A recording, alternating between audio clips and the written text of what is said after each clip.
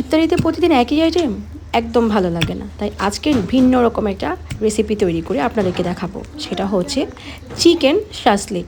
So শুরু করা যাক। প্রথমে আমি এখানে চিকেনের ব্রেস্ট পিসেস নিয়ে নিলাম, ছোটো ছোটো করে টুকরো করে নিলাম। তারপরে হচ্ছে আমি এখানে হলুদ গুঁড়া, মরিচ গুঁড়া, ধনিয়া গুঁড়া, জিরা গুঁড়া, গরম মশলা গুঁড়া, আদা রসুন পেস্ট, সাথে আমি এখানে soya sauce, tomato sauce and oyster sauce mixed করে চিকেনের মধ্যে দিয়ে দিলাম। সো এরপরে ইউজ করব আমরা মাস্টার্ড অয়েল।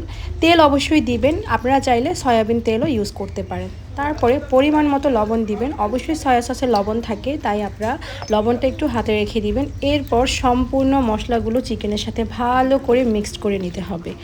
মিক্সটা অবশ্যই খুব সুন্দর করে করতে হবে, তেলগুলোকে উল্টে পাল্টে চিকেনের গায়ে লাগাতে হবে। দেন এটা ভালো করে যখন মাখানো হবে 30 মিনিটের জন্য রেখে দিতে হবে।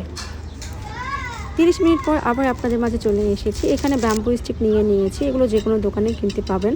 তারপরে এখানে ঠান্ডা পানিতে আমি স্টিকগুলো ভিজিয়ে রাখছি, কারণ হচ্ছে এগুলো চুলা যখন দিব ভিজিয়ে না রাখলে পুড়ে যাওয়ার সম্ভাবনা বেশি থাকে। দেন একটা পাত্রে হচ্ছে পরিমাণ মতো সয়া সস নিয়ে নিচ্ছি, oyster sauce, tomato sauce, mustard oil, then অল্প একটু চিনি, তারপরে হচ্ছে লবণ দিয়ে ভালো করে মিক্স করে নেব।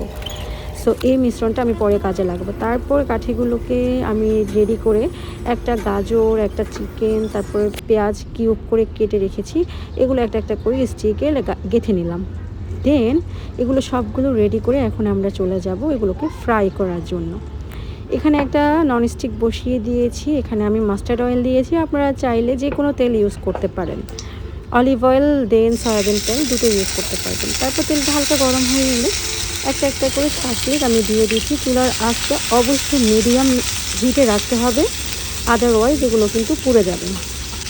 দেন একটু একটু করে এগুলো হচ্ছে আমি যখন উল্টে পাল্টে রান্না করব তার মাঝে মাঝে এখানে আমি যে সসটা মিক্স করে রেখেছি ওটা গায়ে লাগিয়ে দিব। এখানে এভাবে উল্টে পাল্টে চিকেন শাসলিকগুলো আমি প্রায় 20 মিনিট রান্না করে নেব।